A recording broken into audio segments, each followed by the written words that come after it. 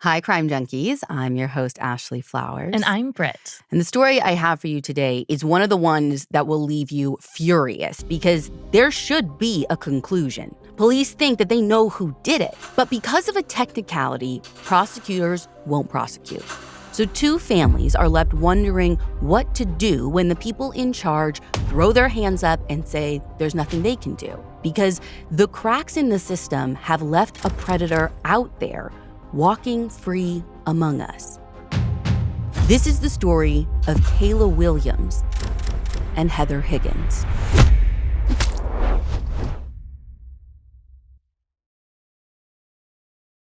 There are plenty of things that parenting books just can't prepare you for. I had literal classes as an adult, to be a foster parent. Nothing actually ever truly prepares you. 100%. And I guarantee you what's not in the book is how to talk to your 12-year-old after they discover human remains in the woods. Oh. That is exactly the scenario one father found himself in on Mother's Day 2012 after his son came running home telling him that he and his two friends found something in the woods by their house in Spokane, Washington. Now, what Dad, and later the police that he calls in, find in that wooded area, just off of a narrow walking path in a small ditch, is the upper part of a body peeking out from between torn black trash bags. Soon, the area is swarming with officers. Investigators are there, crime scene technicians, you name it. And one officer, as he is standing over the remains, spots another bundle of trash bags haphazardly hidden underneath a pile of sticks and branches about 4 to 5 feet away. And although he can't see what's inside, it's the right size to be the other half of their victim. Now, there isn't any blood anywhere around, which tells them that whatever happened to this poor person, it probably didn't happen here. This is just a dump site. Mm-hmm. But there's more to collect than just the bags that the victim was found in. Investigators also find a bloody hand towel, a blanket, a black camera strap with teeth marks on it. But according to police documents, those teeth marks look to just be from animals. But the whole thing is that it smells heavily of decomposition. So while they meticulously collect evidence from the forest floor, their victim is sent off, piece by piece, for an autopsy. And at the examiner's office, the remains are carefully unwrapped, layer by layer. They realize that the victim is young. It's a female in her, early adulthood. She's white with long blonde hair, and her body has been cut in half at the waist. Now, starting with her upper body, they find a towel knotted around her neck, covering her lower face with strands of black electrical tape, entangled in it. And her clothing, a sweater, t-shirt, and camisole, have been cut vertically from the bottom up and shoved around her shoulders beneath her body. Her bra, which was also cut in between the cups, is beneath her. Then found in the layers of plastic is her underwear, also cut. And her clothing is discolored. Not from the blood, though. It looks like her clothing is discolored from bleach. That's what the stains look like. Oh, that's not good news. They're going to be screwed getting any sort of evidence or samples off of her body then. I know. And it's not much better for her lower body. So her lower body, which was in that second bundle, is wrapped not just in plastic bags and the tape, but also an orange sleeping bag with a plaid interior. Now, it is zipped closed with more of that black electrical tape wrapped around it. And in between all of the bag's layers are more towels, a pair of boxer shorts, and some sort of black strap material. And then they find a pair of men's size 36 jeans with a black synthetic belt. Now, whereas her top half was still clothed, even though it was cut, her lower half is completely nude, save for the socks still on her feet. It's not immediately apparent how long she's been out in the woods or even when she died. I mean, it's been pretty cool in Spokane as winter turns to spring, so despite some decomp and some animal activity, she is relatively well preserved. And it's because of that preservation that they're able to quickly identify her via fingerprints as 20-year-old Kayla Williams. Kayla's not completely unknown to police in Spokane. She'd been arrested before, although I can't really find out exactly what for. And I know at one time she had been reported missing by her brother, which was a little over a month ago. He reported her missing on April 2nd. but they think that she might have actually been missing for a little while by that point. You see, her family had gotten worried when she didn't meet her mom, Martine, for church a few weeks in a row. Like, the two of them had this routine. Kayla didn't live at home, but she and her mom always made sure to attend church twice a week with one another. Like, this was the thing that provided stability in what was otherwise a pretty turbulent time for Kayla because she'd been struggling with substance use disorder. So when they finally realized she's gone or report her missing, there had been a little bit of a police search for her, which didn't result in much of anything. And the TLDR of all of it is basically that she had been living with a few people in an apartment. One of those people was including her, like, maybe current, maybe ex-boyfriend, this guy named Matt. And he was obviously one of the first people that they wanted to talk to, but one of the guys that they were living with said that Matt had moved out of state right around the same time that Kayla went missing. Now, you'll see that if you go out and read about this, but that turned out actually not to be true. They ended up tracking Matt down at the apartment that they all shared just a few days later. So Matt said that he hadn't seen Kayla since around the end of March, but he made it clear that he wasn't interested in having her in his life anymore. He allegedly also struggled with substance use disorder, and the last time that he'd seen her, he had been trying to avoid anything or anyone triggering. And Kayla was still using at the time, so I guess he told her to leave the apartment. And that, he says, is the last time he saw her. So because they didn't really get anywhere, the search for Kayla ultimately stalled. But her family never stopped looking for her. So on May 13th, that same family is watching the news. Kayla's mom has it on as her husband is getting ready for work. And when she sees a news segment about the body of a young woman being found, she says she, knows instinctively that it's her daughter. And later that day, in another moment that no parenting book can ever prepare you for, she opens the door to investigators there to give her the worst news of her life. And they have so many questions, like when, why, who? I mean, it's something Martine can't stop thinking about as they're finishing her daughter's autopsy. She and investigators are hoping that the results will answer at least some of the questions, but ultimately it doesn't. In fact, it only results in more questions because despite police telling the public that Kayla had signs of significant trauma, despite the fact that she was dismembered, despite noting cut-like defects on her hands and a stab wound on her thigh, despite looking as though she had what looks like bleach poured on her, Dr. John Howard can't determine exactly how she died, so he rules her cause and her manner of death as undetermined. Which I get cause if you can't determine the cause of death. But manner. I know. Okay.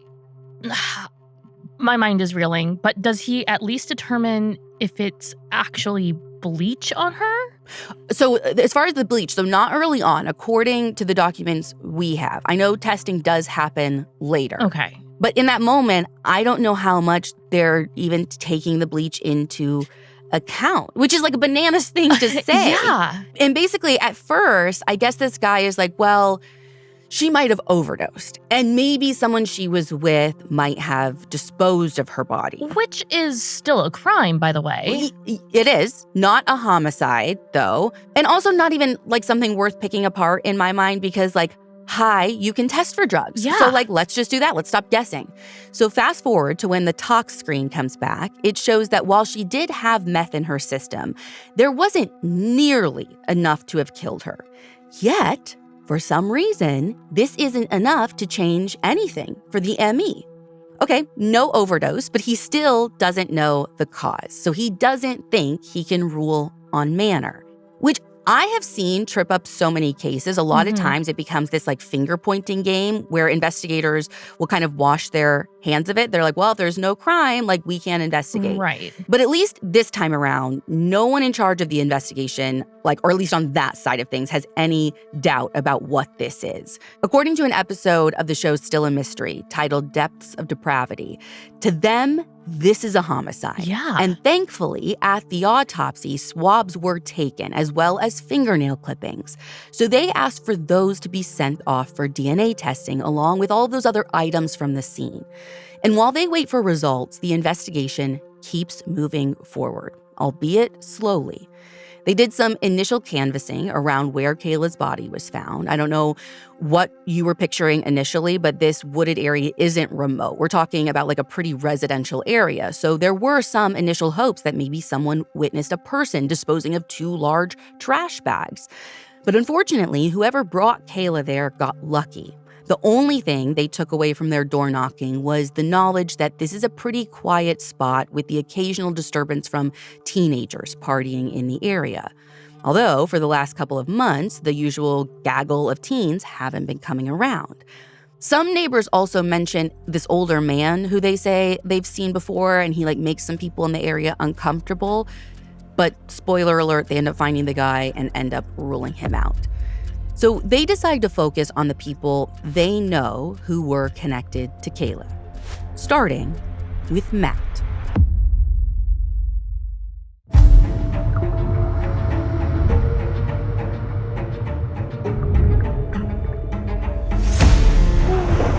Two branches of the same tree. Two pieces of a soul. Where one sister goes, the other will be. For she is but half of the whole.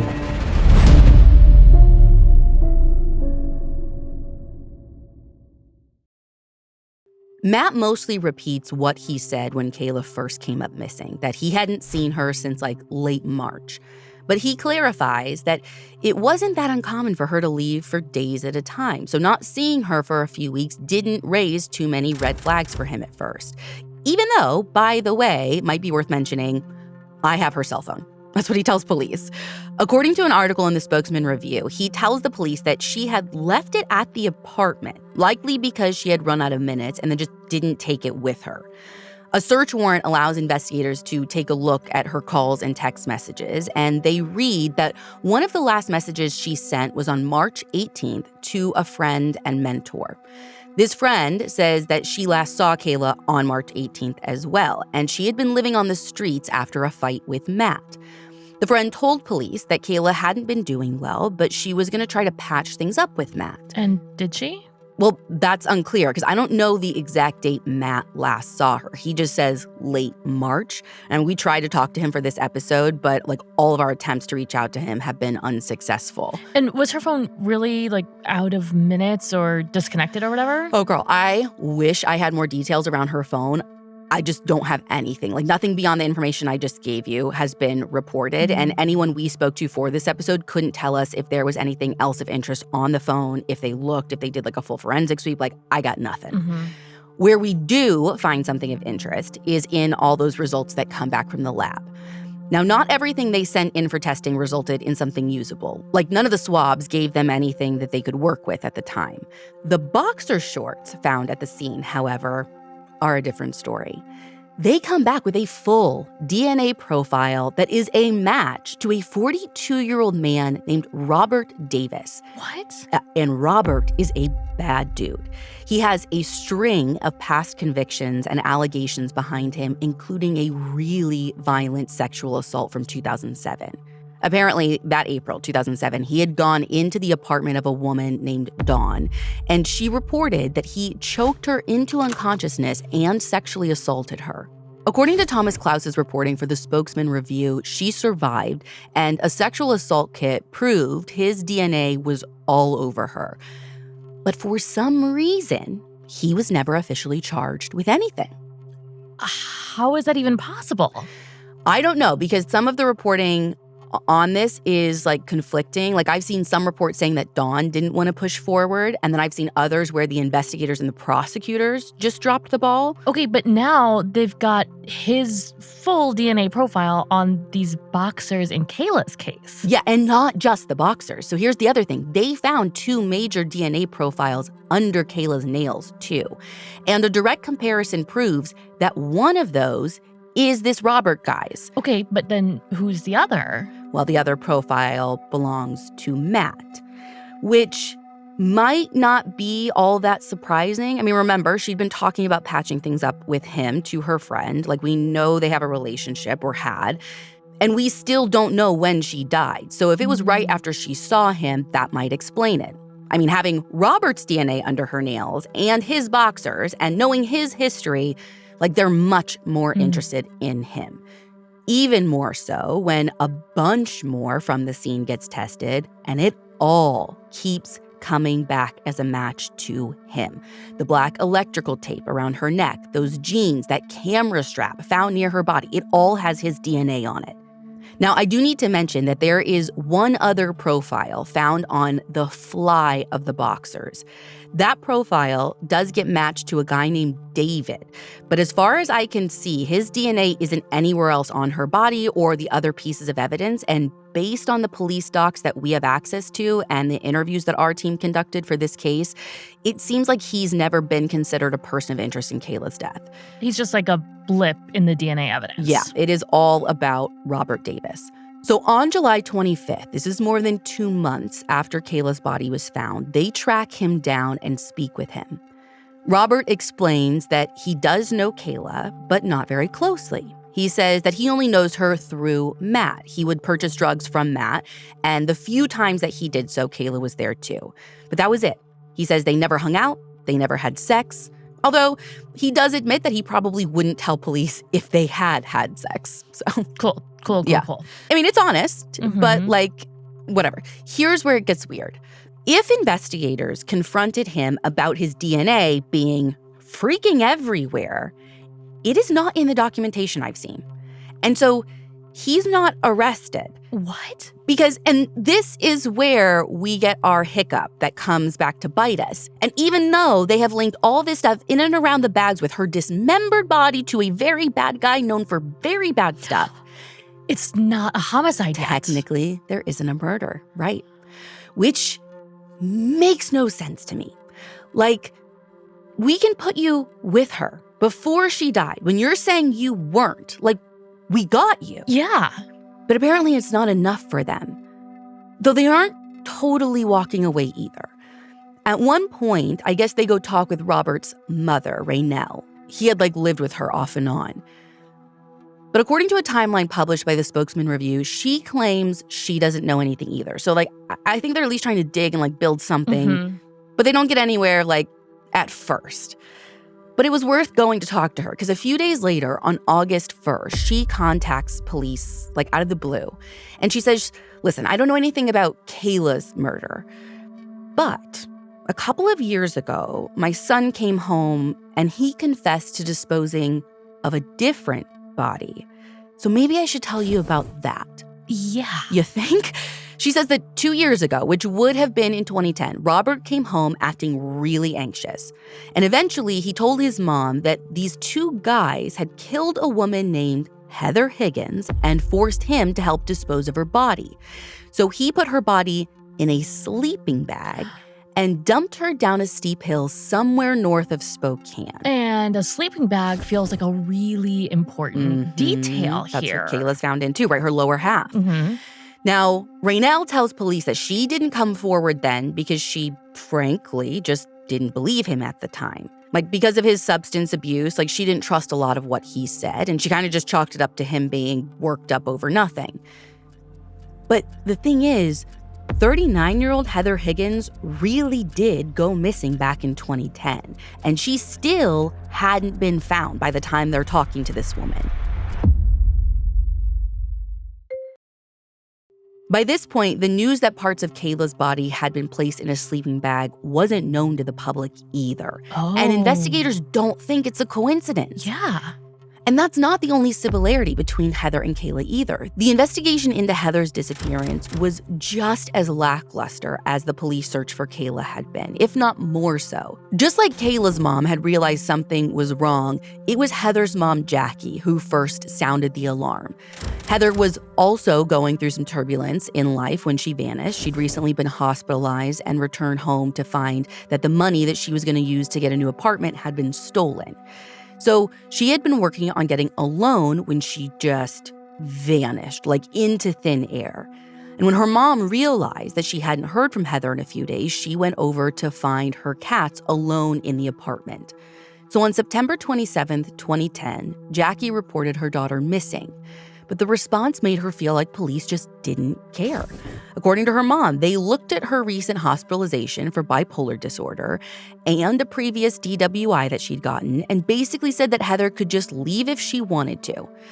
And in a public statement about her disappearance, one detective said that she was an alcoholic, which just, by the way, wasn't even true, at least according to her mom. And this is this little stuff that bothers me. Instead of using her nice college ID photo, which was recent because she was currently in school for journalism, the photo that police decided to use for her missing persons flyer was a mugshot from a prior arrest. Which pretty much tells you everything you need to know about how the police viewed her, as the person that they were looking for. Exactly. I mean, it all made Jackie feel like police were saying that her daughter wasn't worth finding. Yeah.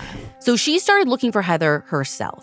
And Jackie spent years doing what police should have, even putting her and her loved ones in dangerous situations to try and track her daughter down. A daughter that she believed was still alive. But almost from the beginning, according to her mom, police didn't actually share that belief.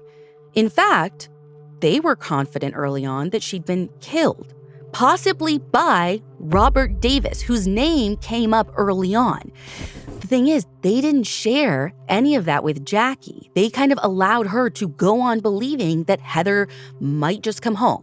They let her believe this for years. Wait, how early on are we talking here? Within a few months, possibly even the first few weeks. So you see, they learned that the day she went missing, the loan that Heather had been trying to get fell through. So she decided to go into town and pawn some rings. Now, she couldn't drive at that moment, so she went across the street to her neighbor Dawn's apartment to see if she knew of anyone who could give her a ride.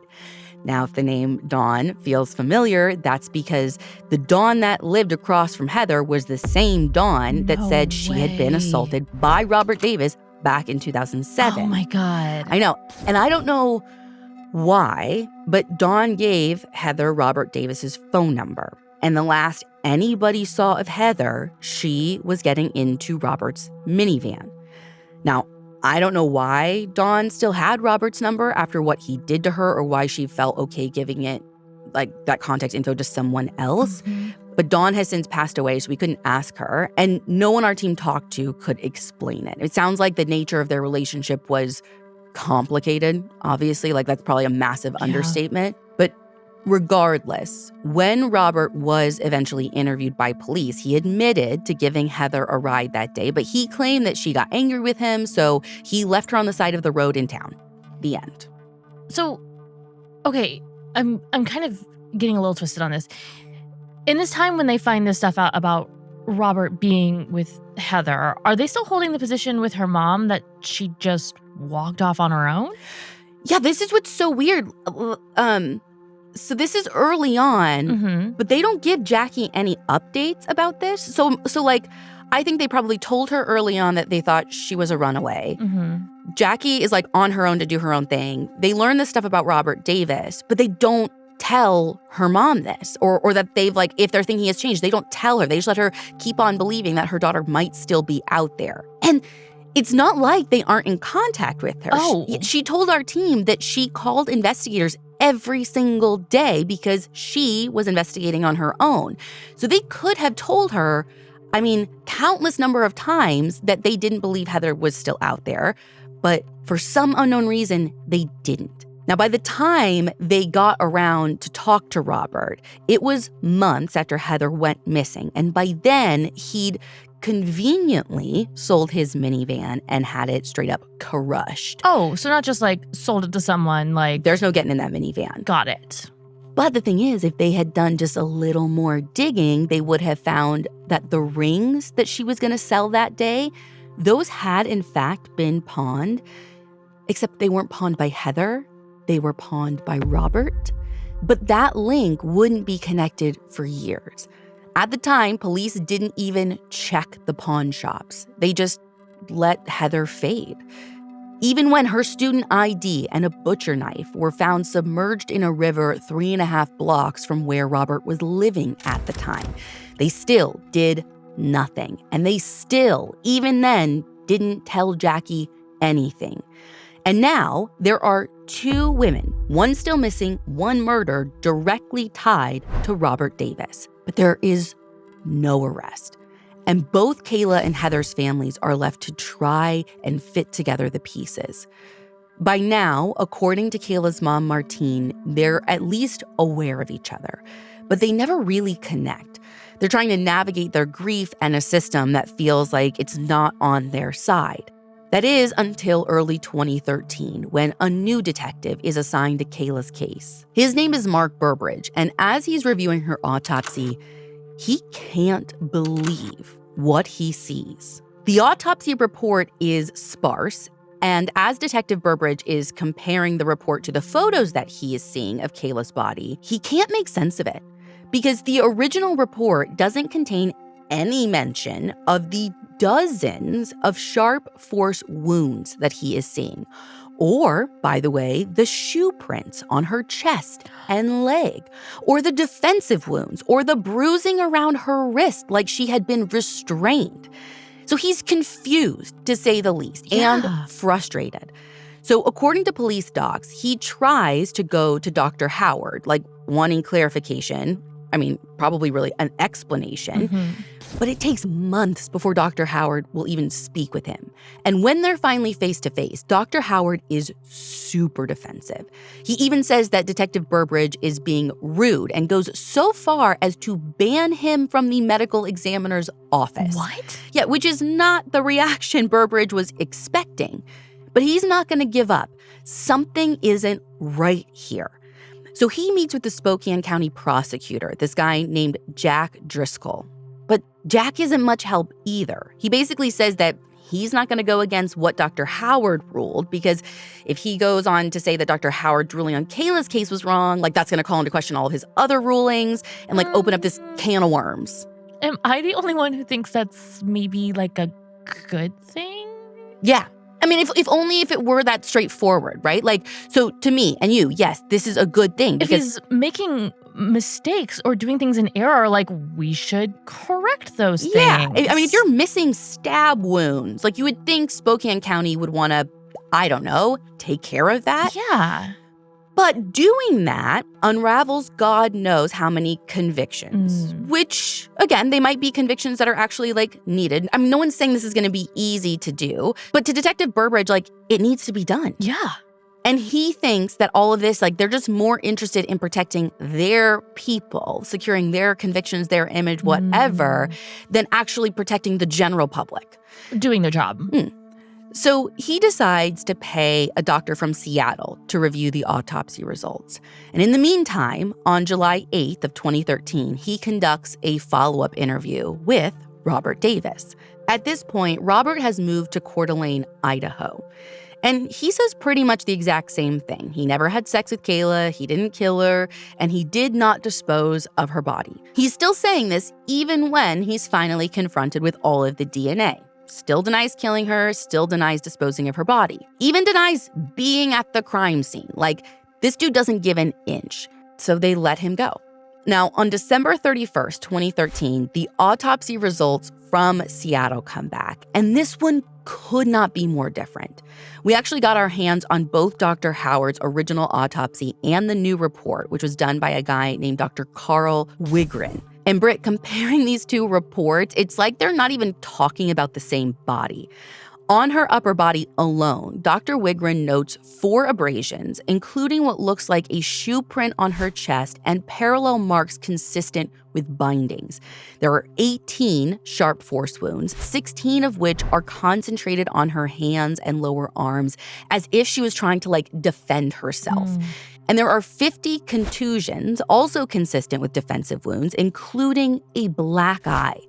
And on her lower half, he notes 6 abrasions, including a shoe print on her left thigh, 9 sharp force wounds, and 48 contusions consistent with defensive wounds. Which is, like, wild to me that we're still saying undetermined. Undetermined manner of death. It like defies logic to me. And like, listen, Dr. Howard's report talked about like some defects like on her hands and fingers. He points out some like cut like defects on her left hand and thumb, like 4 of those. And then obviously he like notes the wound where she's cut in half. And he makes a note of a stab wound on her thigh, which appears in both reports. But there's shoe prints on her thigh, shoe prints on her chest. Dude, he had nothing about her having a black eye. He had nothing about her, the injuries on her lower arms or her legs. And what sticks out to me is the sheer enormity of the wounds in this second autopsy compared to the first. Again, it feels like you're looking at reports for two different victims. Yeah. And this second doctor, he also notes that he sees no documentation showing internal exams to fully rule out sexual assault. Oh, and by the way, they did eventually do some testing to see if the stuff that the staining was actually bleach, but ultimately that came back inconclusive. It doesn't really fall into these reports, but it's worth noting. And this second doctor, he like the first, he couldn't determine a specific cause of death. But based on everything he's seeing, this second doctor, this Dr. Wigren, says there's no way this isn't a murder. Right. So armed with this new report, Detective Burbridge goes to the deputy prosecutor, who in turn brings the findings to Dr. Howard, the first ME. But Dr. Howard refuses to change the ruling. And his reasoning is that he can't rule out an overdose as her cause of death. Hold up. He's legit still holding on to that? Yes. He did the tox screen. There wasn't a lethal amount of drugs in her system. Yes. It actually can't be an overdose? I know. And literally this makes no sense to anyone in the police department. For Detective Burbridge, this should be an open and shut case. Yeah. And in 2014, his supervisor agrees, and he gives him permission to write up charging documents for Robert Davis for murder. Which, quick question, did they ever go looking for Heather's body after Robert's mom talked to them? So there were a few searches done by her family, and the area that Robert alluded to, I guess, is super difficult to search. It's all these really steep cliffs. So there were some searches done. Again, most by her family, nothing was ever found. So even now. But still, even without Heather's body or a confession, the escalation of Robert's alleged crimes feels super clear to Detective Burbridge. So even if they can't get Heather, they know what they're dealing with in Kayla's case. Let's at least get him for that. But here's what's wild. Still, with everything they have, and no matter how clear it feels to the detectives, to the people in the police department, you, me, our listeners, prosecutors refuse to press charges. What else do they want? What else could they possibly need, Ashley? The word frustrating, it doesn't even cover it. It doesn't cover it for how I feel, certainly not for how Detective Burbridge is left feeling. He is straight up angry. Kayla's family is angry. And that anger only intensifies when on June 21st, 2014, another woman comes forward saying that she has been attacked by Robert. On the evening of the 21st, a woman we'll be calling Sasha was alone in her trailer in Coeur d'Alene, Idaho, when Robert entered unexpectedly. Now, she knew who he was. He had been hanging out with a friend of hers. But him showing up unannounced without her friend was strange. Sasha said Robert proceeded to attack her, choking her until she passed out several times. And each time she woke up, Robert was sexually assaulting her. And in her gut, she knew that Robert was going to kill her if no one stopped him. Now, thankfully, true hero of the story, her dog was there with her, and this dog began attacking Robert, which is what Sasha believes made him stop. And when she woke up again, according to the court docs, he was running out the door. Now, thankfully, she didn't suffer any serious physical injuries, and she was easily able to identify Robert as her attacker. So he gets arrested and originally charged with first-degree attempted murder and burglary, though he pled down to burglary and battery with intent to commit rape, and he ended up getting a sentence of 15 years with the option of parole much sooner. Now, it's not much time, but while he's in prison, Detective Burbridge has a little more breathing room to, get this right. And he gets an early win when the deputy prosecutor tells Detective Burbridge that they're finally going to consider getting another opinion about Kayla's autopsy. Wait, why can't they use Dr. Wigren's? Because they say because Dr. Wigren wasn't an official ME, like he runs a private practice called Wigren Forensic. So he can do autopsies. And he had, he served as the associate medical examiner for Snohomish County for a couple of years. It's not like he's just making up his certification. But they want someone with the actual legit title, yes, medical examiner to give their official stamped opinion. Yeah, bingo. Which sounds fine, but great, whatever. Mm-hmm. Until 3 days later. That's when the deputy prosecutor says, you know what?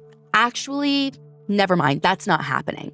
Oh, and don't even bother asking why, because the deputy prosecutor doesn't give a reason. Cool. Yeah. So in a last-ditch effort to try and get something, investigators try to interview Robert Davis again. However, he asks for a lawyer and refuses to talk. And that ends up being Detective Burbridge's last attempt to get answers. Because in 2015, he's taken off the case and moved from major crimes to the Special Investigations Unit, which primarily manages drug investigations. Why he's removed? Unclear. There is speculation and rumor, mostly stemming from his unyielding pressure on the prosecutor's office. But as with any change of leadership in a case, momentum gets lost when he gets moved. Knowledge gets lost. Mm-hmm. Kayla and Heather's cases have both had numerous lead investigators assigned to them over the years, each having varying levels of success getting new information. And by this point, Jackie, who's Heather's mom, does know that police believe her daughter was killed. Again, I don't know when it happens or how it happens, but by this point she knows. And even though charging documents are again brought to the prosecutor's office for Kayla's homicide on February 9th, 2017, those charges, again, do not get approved. And the reason is that the prosecutor's office cites is a need for more evidence. But all the shadiness, all the dodging of charges, all the protection of the ME's office, that gets challenged in April of 2017, because that's when the Washington Department of Health launches an investigation into the medical examiner's office. You see, they'd received complaints from numerous families who claimed that Dr. Howard and his co-ME, Dr. Sally Aiken, have a history of incorrect rulings when it comes to cause and manner of death. You see, according to more of Thomas Klaus's reporting, Kayla's case is one of several that are brought up in the complaint. Others include Brenda Thurman, who was shot by her husband in what was initially ruled an accident. And then there's Dr. John Marshall, who was found in the Spokane River with what looks like bruising from being beaten. His death, originally ruled an accident too. Sarah Schmidt was also found in the Spokane River with bruising on her ankles that looked a lot like ligature marks. Her death is ruled a suicide. And then there's Cindy Lou Zeppenfeld-Bergen, whose body was found wrapped in plastic on the side of the road in Idaho after she filed for a protection order to escape domestic violence. Spokane ME did the autopsy and ruled her cause of death as a heart attack and therefore ruled her manner of death as natural. Just to be clear, she was found wrapped in plastic. You got it.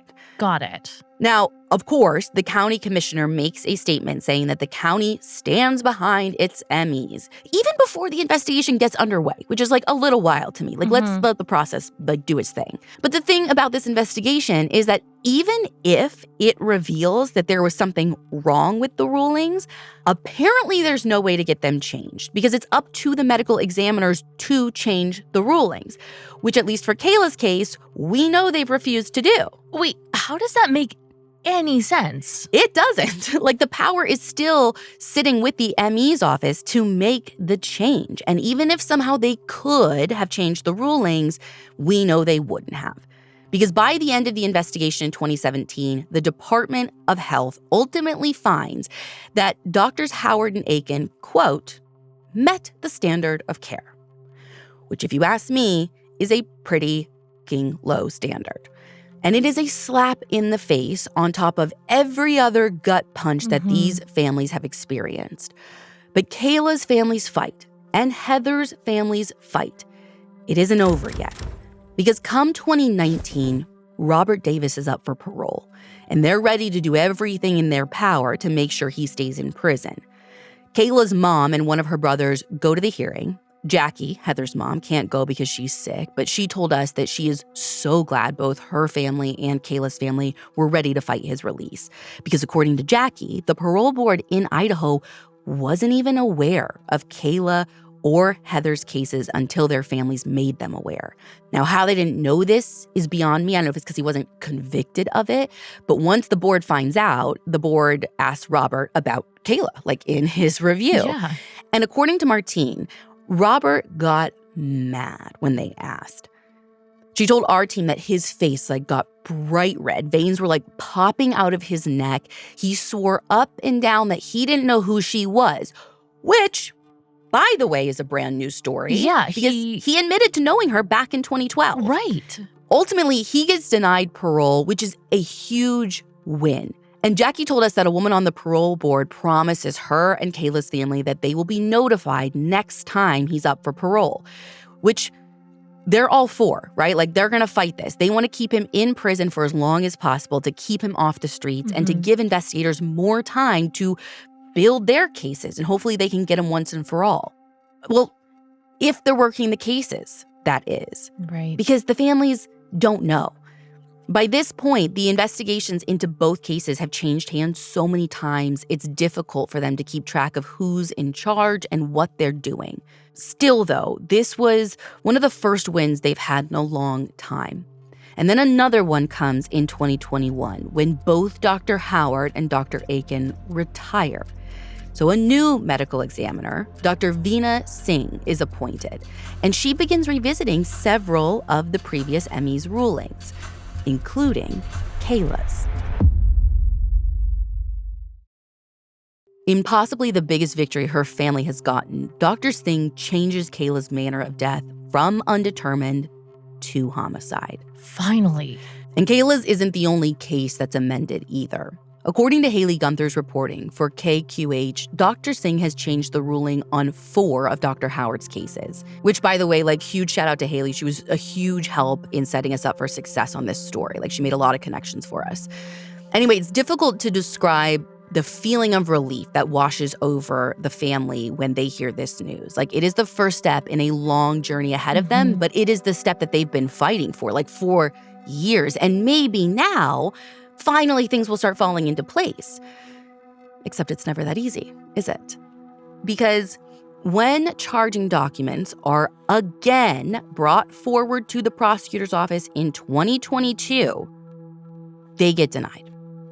And in mid-2024, the family's worst fears come true. Robert Davis is let out on parole. By the way, they got no warning about that. No chance to stand before the parole board and fight to keep him off the streets. Right. Since 2024, their cases have again been reassigned as the most recent investigator retired. And both families continue to try and fight for justice, although the fight is getting harder the longer it goes on. Heather's mom, Jackie, described living with the pain and the unknowns as a life sentence. Instead of the person responsible for her daughter's disappearance serving time, she feels like she is. And Kayla's family worries that they'll never get to see the day when justice is served for everyone who might be involved with Kayla's murder. Kayla's mom, Martine, believes Robert was one of the ones responsible, but she can't help but wonder if someone closer to Kayla may have known what happened and maybe won't come forward for some reason. It's a question that has haunted her for years. Well, and Robert's mom's story, mentions 2 other guys. Is it possible that he's working with other people, or other people know more about this? I don't know if there are other people involved. Again, Kayla's mom seems to think so. I think the way that police view, at least what I picked up, is they think that he did something to Heather. I don't think they think he was just there when a body was disposed of. Right. That doesn't mean that no one else was involved, but they just think he's far more culpable than just being a bystander. Now, there have been no more official searches to find Heather's body. Like I said, it's difficult terrain where he said she was, so it's going to be difficult to search. And that's part of the reason Jackie and her family would be out there doing more, but they literally can't. And without concrete answers, she's left in limbo, or that prison, as she says. Both moms are. Answers and justice feel so close, but still out of reach. And they have to live with the knowledge that their daughters were killed, but the system that is supposed to get them justice has just refused to do so. But that grief and frustration is not how either mom wants to remember their girls. Jackie called Heather the defender of the defenseless. She had a heart of pure gold, going out of her way to help those experiencing homelessness. Like I said earlier, she was in school for journalism. She wanted to tell people's stories. And I can't help but wonder where that career would have taken her. And Martine wants Kayla to be remembered as the vivacious, strong-willed young woman with an infectious laugh who dreamed of a career where she could just help people. When she went missing, Kayla was working on getting her GED with dreams of going to nursing school. And there was so much she wanted to give of herself, but she never got the chance to. One thing is clear. Something needs to change. In the family's opinion, it's the prosecutor. Today, that prosecutor is a man named Larry Haskell. Now, we tried to get in touch with his office, but since it's an open case, they said they wouldn't comment. Just about everyone we spoke to for this episode feels that the prosecutor's office won't take this case because it would mean admitting that the original autopsy report from Dr. Howard was incorrect, which could call into question hundreds of other rulings. It would likely cost the city millions. But in my opinion, that's a small price to pay. How many more cases are there like Kayla's where the ruling was wrong? How many dangerous people are still out causing harm? And on the flip side, there could be innocent people sitting in prison. Like, the problem goes both ways. Totally. This case is solvable. I said it at the beginning. And enough time has passed that maybe people who didn't feel like they could come forward in 2010 or 2012 might feel safe to do so today. So we're going to have contact information for the Spokane PD in our show notes if anyone out there knows something about the disappearance of Heather Higgins or the murder of Kayla Williams. And here is my warning to everyone. Robert Davis is still out there.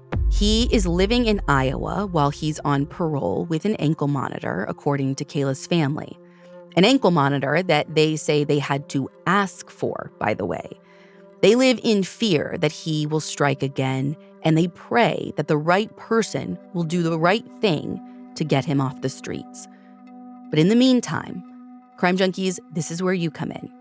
Kayla and Heather's families have been fighting for over a decade for justice. They've lost trust in the people that are supposed to fight for them.